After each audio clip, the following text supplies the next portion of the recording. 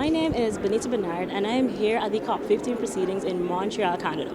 It is a privilege to be part of the official youth delegation, the Global Youth Biodiversity Network. It is also an extreme privilege to be representing not only Guyana, but also the CARICOM region, as well as the African, Caribbean, and Pacific regions. Now, for us, we have learned that UNEP, ACP-MEA's program, and CARICOM have played a pivotal role in contributing to Caribbean youths being present at these proceedings. Now, for me, this is particularly important because oftentimes youth voices are underrepresented at these global conferences, more so Caribbean youths, where for us it seems very far removed from us or inaccessible.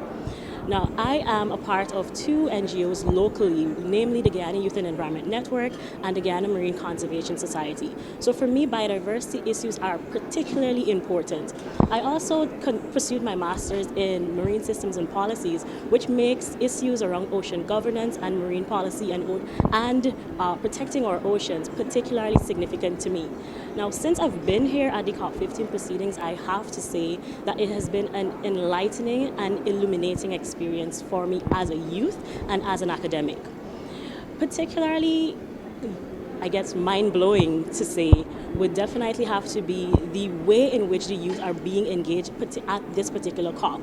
Now here the youth not only are seen as observers, but they're also being able to partake in the processes.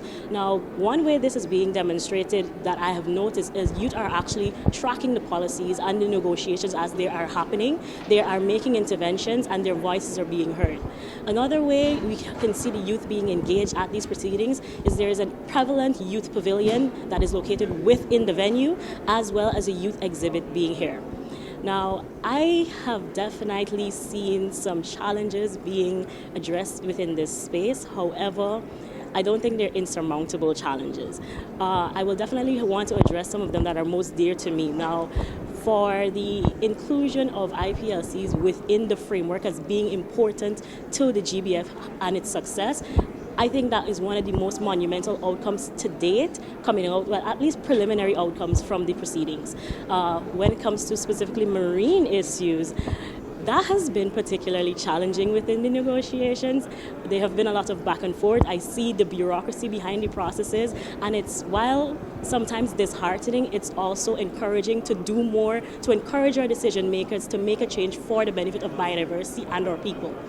Now, particularly in my position as a youth here, I definitely want to not only use this experience to benefit me in the immediate setting and in this particular time, but also take the things that I have learned within this space and from the professionals, the academics, the youth that I've engaged with, and the decision makers that we are privileged to interact with at these proceedings, and make use of the skill set and the knowledge and the approaches that we learn and take them back to our communities, to our governments, and demand the changes that we need to see within our environment, within our societies, and within our people's way of life.